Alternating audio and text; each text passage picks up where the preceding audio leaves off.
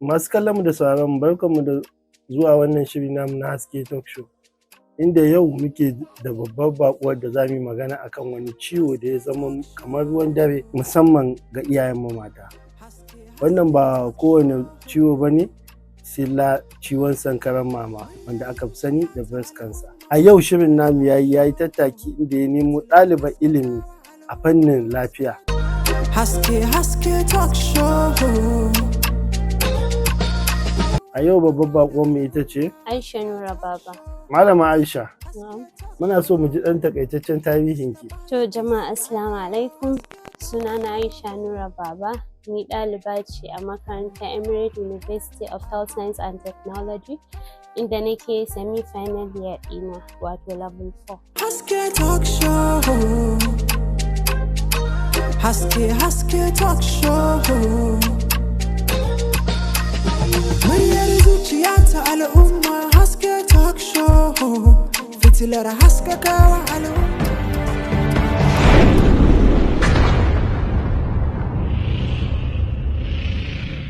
A yau muna so mu ji daga bakin ki wannan cuta da ta zama ruwan dare ba ga yara ba, ba ga manya ba, ba ga ƙanana ba. Wato wannan cuta ta breast cancer. Wai shin mecece wannan cuta ta breast cancer? To brief introduction na wannan breast cancer, kafin mu yi magana akan breast cancer ya kamata mu fara sanin menene cells. So in aka ce cells, kowane mutum yana da cells, and cells ɗinnan su suke taimakawa wajen su fitar da tsarin halittar mutum, and suna taimakawa in mutum ya ci abinci su convert nutrients ɗin into energy. Kamar yadda muka sani muna buƙatar energy wajen daily life activities ɗinmu. So cells ɗinnan suna da shapes ɗinsu, suna da weight ɗinsu, and suna da numbers ɗinsu. So in cancer abin da yake faruwa, su cells ɗin ne za su canza shape ɗinsu zuwa wani shape daban, and weight ɗinsu za su yi doubling weight ɗinsu, sai numbers ɗinsu su ma sai su yi doubling numbers. So wannan shi muke cewa abnormal cells growth.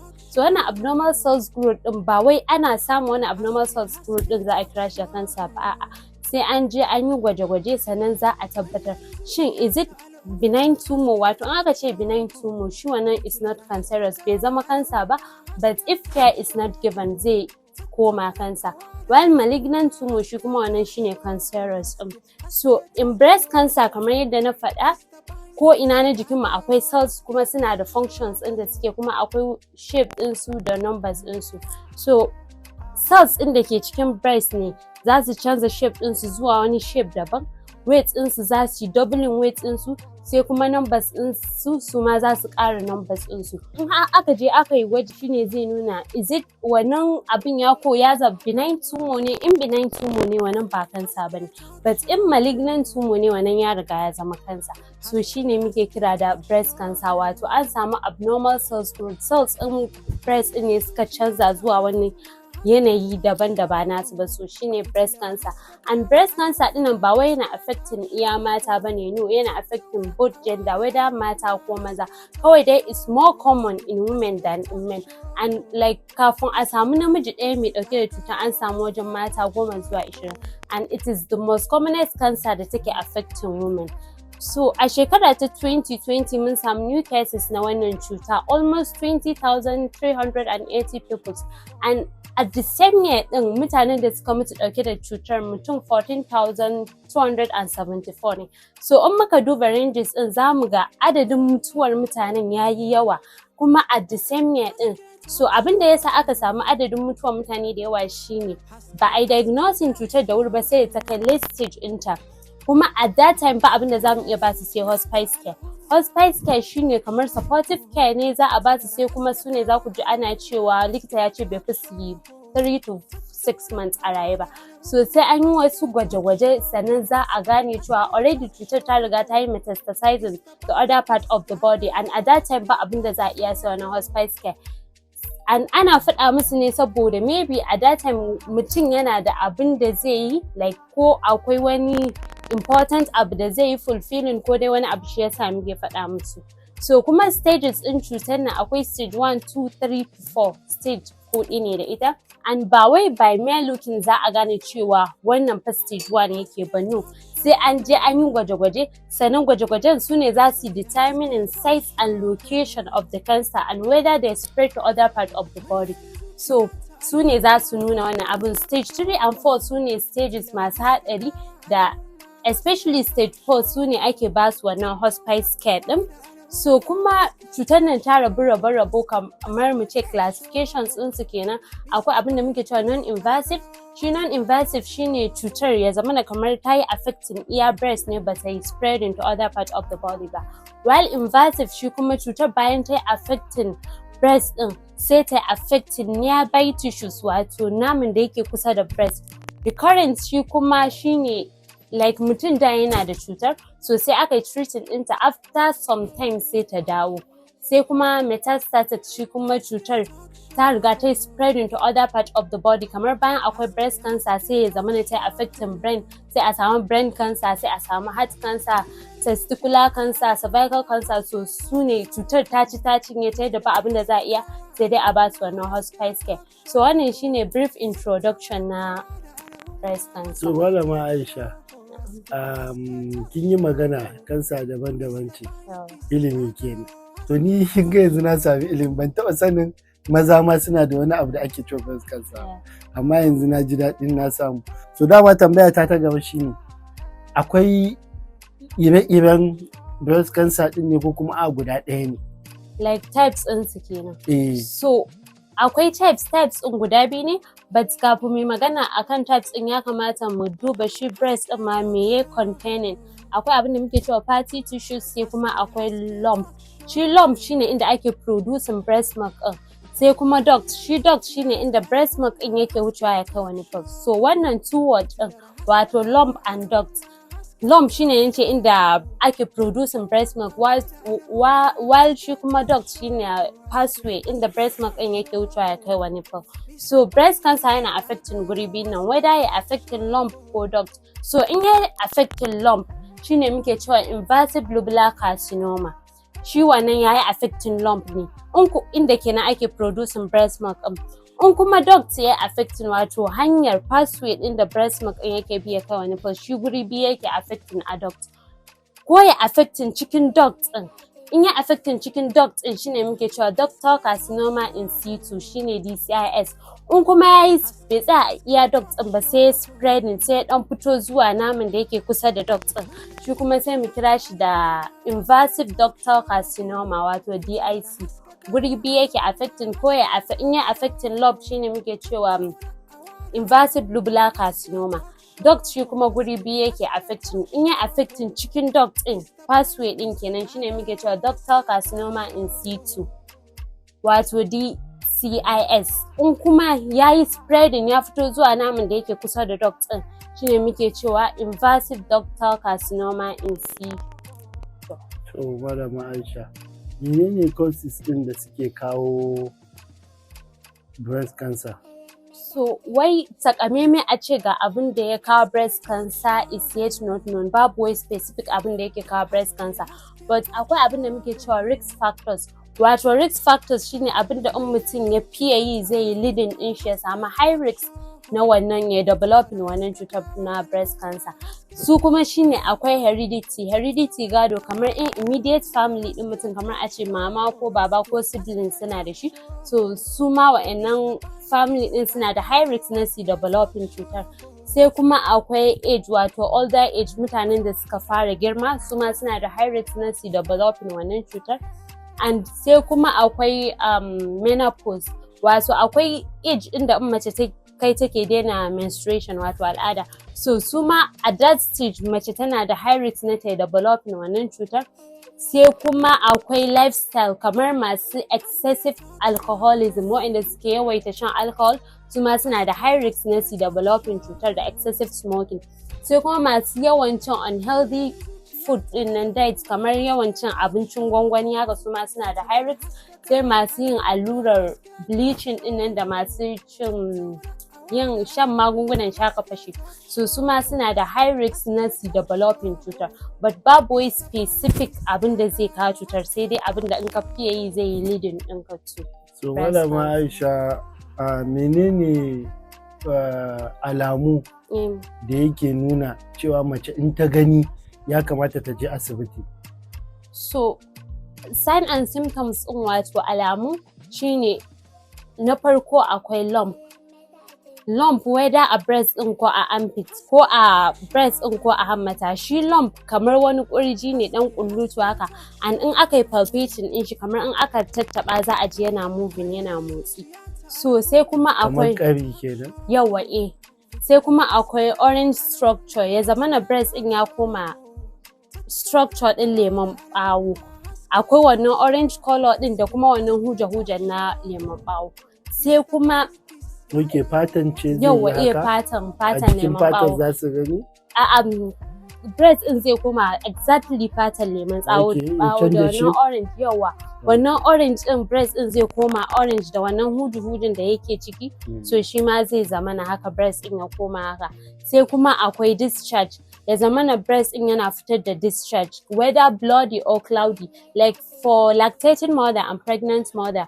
Lactating mother masu shayarwa and pregnant mother mai ciki. So already daman lactating mother ita tana producing breast milk, while pregnant mother wasu suna producing suma breast milk. So su suna gani za su bambance, za su gane cewa wannan fa ba normal breast milk ina bane, wannan wani abu ne daban, saboda it's more cloudy, like ya fi haske sannan ya fi kauri, and sometimes yana fitar da bloody discharge. So sai kuma akwai dimpling, like kamar dimple na nan, so blood breast din sai ya zama na ya lullumi, ya dan lulluma haka. So sai kuma shape din ɗaya sai ya fi ɗaya girma, dama already ɗaya ya fi ɗaya girma, but in ya zama na ana gane girman sosai shi ma yana indicating cewa akwai matsala. Sai kuma akwai excessive breast pain, ya zama na breast din yana zafi sosai, da chest pain, ciwon kirji. So kenan ba kowane chest pain bane za mu refer din shi to ulcer, kamar yadda ba kowane chest pain bane za mu refer din shi to cancer. So na san masu kallon mu da masu sauraron mu at this stage wasu za su zama na like suspicious, suna like suspecting, kamar fa ina jin 1 to 2 like wa'annan signs ɗin. So in har mutum ya zama na yana suspecting kanshi, immediately ya tafi ya je ya ga likita, ya tafi babban asibiti, ba ƙaramin asibiti ba, babban asibiti. So wa'annan su ne commonest signs and symptoms ɗin. Malama Aisha, kin yi magana akan wannan allura da shan shakafashi da kuma shan wasu maganunuwa. Shin wannan da ba likitoci ne suke rubuta shi ba yake zamanto, ko kuma a'a akwai abin da bature yake cewa self medication, inda yanzu duk mun iya shi, kowa zaki ga yana shan magani, wata cutar da take mutum yana jin matsala ba zai je asibiti ba, kawai zai je ya sha magani. Dan I know of someone da sai da breast cancer ya kai har ya taba hannu, sannan aka je aka yi diagnosis ɗinta. So wani hanyoyi kike ganin iyayen mata za su bi don preventing afkuwa haka? So game da magani da allurar fari, wannan allurar bleaching likita baya rubuta allurar bleaching, wannan su suke gaman kansu su je su. While magungunan shaka fashe yawanci steroid ne, so akwai wasu cututtukan da ake buƙatar sai an sha wannan maganin, but akwai like irin specific time ɗin da zaka tsaya da shan shi, likita zai ce kamar in ka zo kamar za ka ringa follow up, akwai lokacin da stage ɗin da mutum zai tsaya da shan shi. So su kuma mutane sai su ringa abusing wannan drugs ɗin, saboda kamar in mutum ya sha yana sa shi ƙiba, so su kuma sai su ringa abusing drugs ɗin nan kawai sai su ta sha saboda su ƙiba. So shi kuma sai ya causing wannan, sai ya sa mutum ya zamana ya samu high risk na wannan cutar. While preventive measures ɗin wato yadda za ka kare kanka, kamar yadda na faɗa a risk factors ɗin, akwai abin da kai da kanka za ka kare kanka da shi, za ka kare kanka, akwai abin da kuma kawai ba yadda za ka yi ne, in ta zo kawai sai ta zo. Kamar yadda na ce heredity, gado, kun ga in mutum yana da gadon ai ba yadda zai, kawai sai ta zo ne, sai dai kuma ba cewa ne wai dole in mutum yana da gado ba dole sai yayi, kawai dai suna da high risk. So kun ga a gado kai ba za ka yi preventing kanka ba sai dai addu'a. Older age, girma, kamar yadda na faɗa, girma shi ma in mutum ya kai stage ɗin dole sai yayi. And sai kuma menopause, in mace ta kai stage inda za ta daina menstruation, shi ma ba ta da yadda za ta yi, dole sai like ba yadda za ta kawai in breast cancer ta zo dole sai ta zo. While shi kuma abin da mutum zai iya kare kanshi kamar yadda na ce lifestyle din nan, kamar excessive alcoholism, like as I said excessive wai mutum yana sha kaɗan ba zai kawo shi ba, but excessive intake of alcohol shine zai kawo. So in mutum ya daina wannan shan, ya rage ko ya daina sha, shi ma zai prevent din shi. Smoking ma haka, sai kuma a ringa cin healthy diet shi ma, sai kuma wannan alluran fari da kuma magungunan shaka fashi su ma a yi stopping din shi in har ba likita ba ne. Yauwa kin yi magana akan wannan alluran na bleach.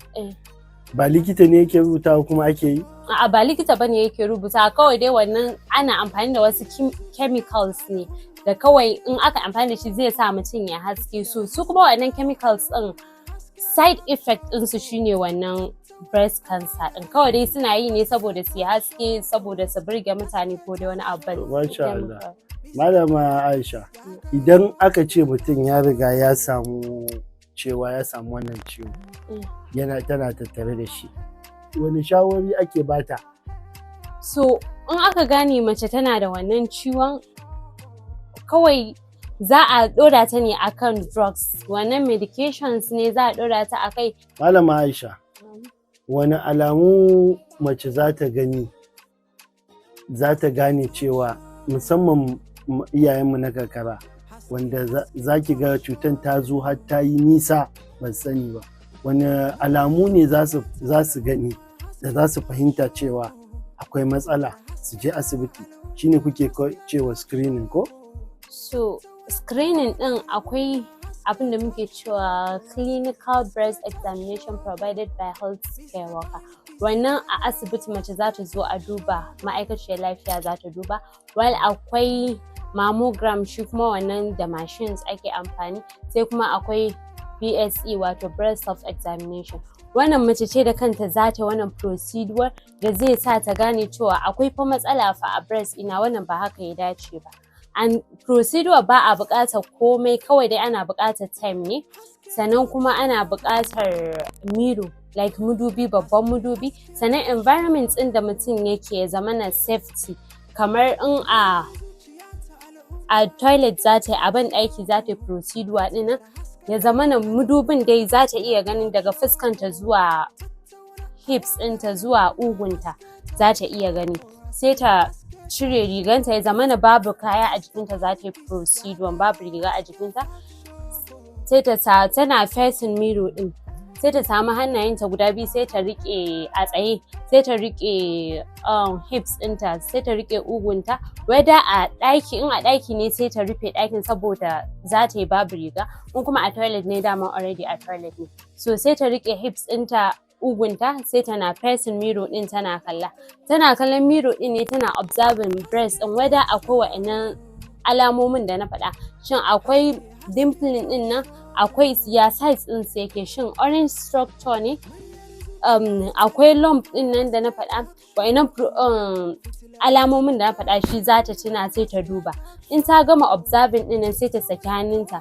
So in za ta fara palpating, wato in za ta fara examining breast ɗin dama, za ta samu hannunta na dama like this, za ta yi holding head ɗinta, za ta riƙe kanta haka, while shi kuma hannun hagu da shi za ta yi amfani wajen ta palpating breast ɗin dama.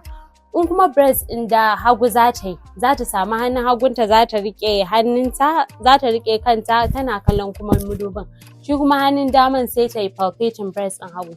So assuming za ta fara da breast ɗin dama, as I said, za ta yi holding head ɗinta da hannunta na dama, hannun hagu sai ta palpating breast ɗin dama. Za ta fara palpating ne like massaging, za ta fara tattaɓawa daga sama zuwa ƙasa, tana tattaɓawa nan tana jin wannan lump ɗin da na faɗa, shin yana moving, shi na cancer lump ɗin zai zamana yana moving, wato ƙari ɗin zai zamana in tana palpating za ta ji alamun fa yana ɗan motsi, yana ɗan tafiya. So in ta fara daga sama ƙasa za ta dawo sama inda ta yi, za ta ƙara yi, za ta dawo, sai in ta gama da breast ɗin sai ta dawo armpit ɗin, wato hammata, ita ma sai ta palpating ɗinta, ta ji lump ɗin nan ko bata ji ba, in ta ji za ta hanzarta ta je asibiti. So bayan ta gama palpating breast ɗin sai ta samu nipple ɗin sai ta yi squeezing ɗin shi, in ta yi squeezing ɗin shi za ta ga akwai discharge ɗin ko babu discharge ɗin. in akwai discharge din za ta kula shin akwai blood a ciki ko babu. Kamar ladies su dama already bai kamata ya zama akwai discharge ba, so suna ganin sai su tafi asibiti. Lactating mother and pregnant mother masu shayarwa da mai ciki kamar yadda na faɗa discharge ɗinsu is cloudy, suna ganin za su gane akwai bambanci. And na manta ban faɗa ba already ita for the ladies ɗin su dama already akwai wani abu haka kamar ya dai cycling breast ɗin kuma aka palpating shi is not moving, wannan is not cancer. Saboda kan masu sauraro na su ce oh ni fa ina da kaza, so wannan is normal, sai dai an yi palpating an ji shi yana moving. While in aka squeeze nipple ɗin aka ga babu wani discharge ko in akwai discharge a tafi babban asibiti, in babu shikenan. So an gama da breast ɗin dama sai a dawo na hagu shi kuma sai a amfani da hannun hagu a riƙe kai, sai kuma a samu hannun dama a yi palpating breast ɗin hagu kamar yadda na faɗi yadda ake a na dama, shi ma haka za a yi a na hagu. So bayan an gama wannan procedure ɗin shikenan, in mace ta ji alamu ko yaya ne sai ta hanzarta ta je asibiti, in kuma bata ji ba shikenan. And procedure ɗin nan ana yi ne dai duk wata, like for ladies, like not my ladies, for people that are having regular menstruation, like matan da suke menstruation din su normal ne, ana son lokacin da mace ta fara menstruation kwana 3 zuwa kwana 5 da zuwa menstruation ake wannan procedure din, and kowane month ake procedure din nan, ba a san ai skipping. And for those that are having irregular menstruation and menopause woman, su wannan masu irregular menstruation suna skipping months ba sa ganin menstruation din su kuma menopause su kuma daman sun daina menstruation, kuma na ce duk month ake wannan procedure. To su za su ware specific, like kawai su ce duk ending month za su ringa yin wannan procedure, ko menstruation ya zo ko bai zo ba, kawai duk ending month za su yi wannan procedure. So ana yin wannan breast self examination din ne saboda zai sa a yi diagnosing cutar da wuri.